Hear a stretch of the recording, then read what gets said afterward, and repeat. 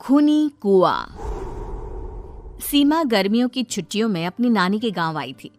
सीमा नानी के घर पहुंचने के बाद अपनी नानी के पैर छूती है और उनसे आशीर्वाद लेती है। तभी उसकी नानी उससे कहती है, इतनी बड़ी हो गई मेरी सीमा, चल जल्दी से हाथ मुंह धो ले, मैं तेरे लिए खाना लगा देती हूँ। भूख लगी होगी ना? हाँ नानी, भूख तो लग रही है मुझे, आपके हाथ के बने हुए पीले दाल और चावल खाने की। कितना टाइम हो गया है मुझे आपके हाथ का बना हुआ दाल चावल खाए हुए। तू तो नौकरी में व्यस्त थी, तो तुझे कहाँ से टाइम मिलेगा अपनी नानी के लिए? और जब इतने टाइम बाद आई है तो ज्यादा टाइम के लिए रुक कर जाएगी तू। हाँ हाँ नानी, इस बार पूरे 2 महीने के लिए आई हूँ। सीमा की नानी अंदर जाकर उसके लिए खाना बनाने लगती है। सीमा कमरे में अकेली होती है, तभी उसे किसी औरत के रोने की आवाज सुनाई देती है।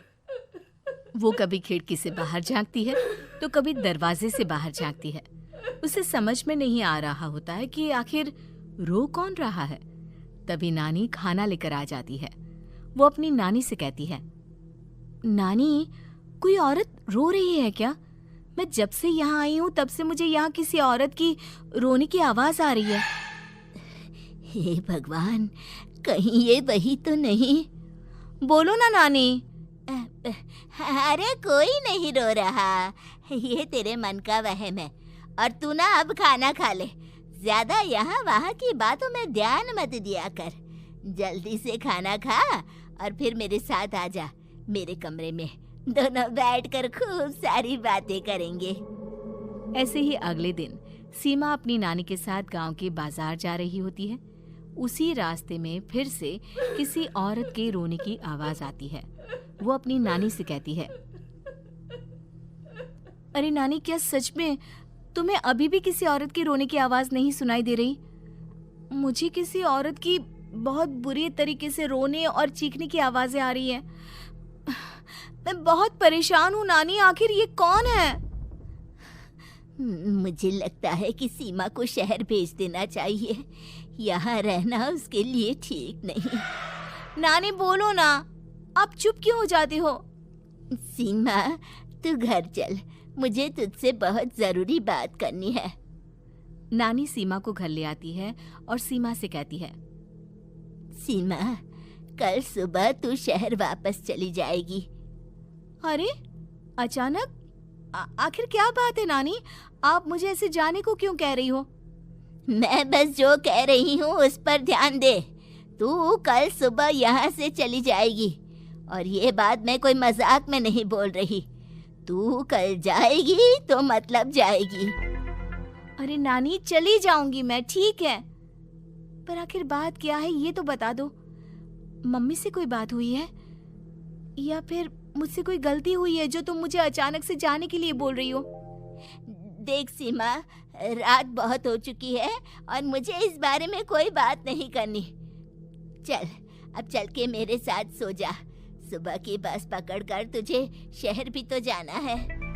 सीमा को अपनी नानी का ऐसा व्यवहार देखकर बहुत ही अजीब लगता है। उसे कुछ समझ में नहीं आ रहा होता है कि आखिर उसकी नानी उसे अचानक से गांव छोड़कर जाने के लिए क्यों कह रही है।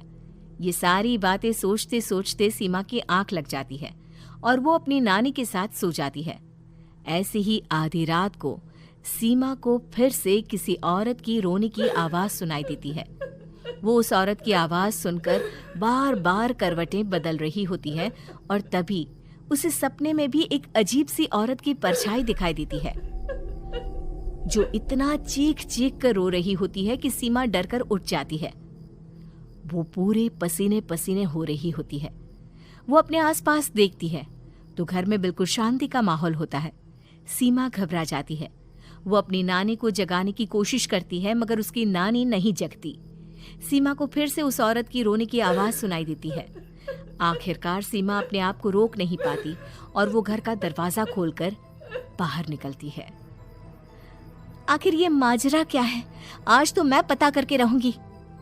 अब आवाज का पीछा करते हुए सीमा आधी रात को गांव के चौपाल के पास बने कुएं के पास पहुंच जाती है, जहां कुएं की चारों ओर बेड़ियां लगी होती हैं।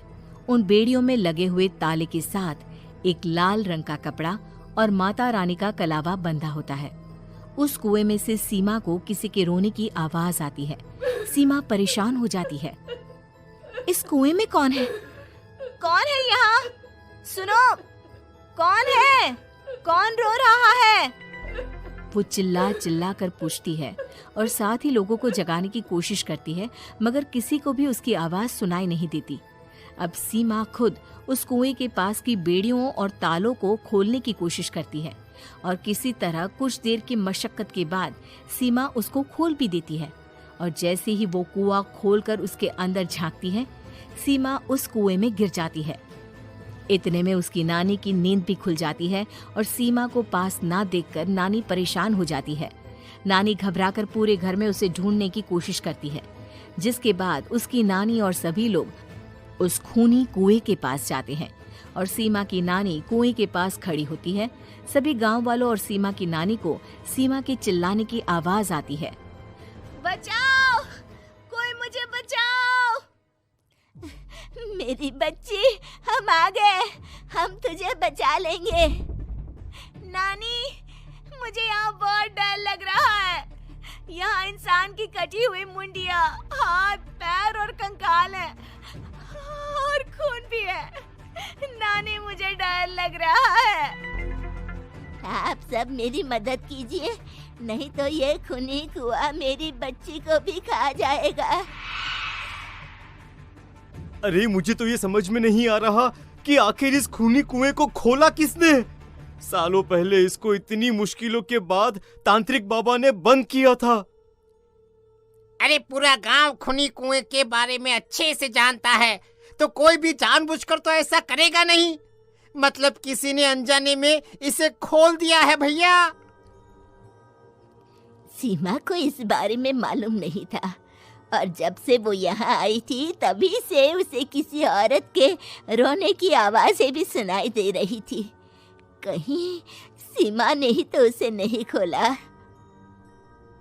अगर ऐसा है तो फिर सीमा का बचना बहुत मुश्किल है। वहीं कुएं के अंदर सीमा रोते हुए बैठी होती है कि उसे आवाज सुनाई देती है जो कुएं के बाहर खड़े गांव वालों में से किसी को सुनाई नहीं देता। आज सालों के बाद मुझे ताजा खून मिलेगा। तेरा खून पीकर आज मैं अपनी प्यास बुझाऊंगा।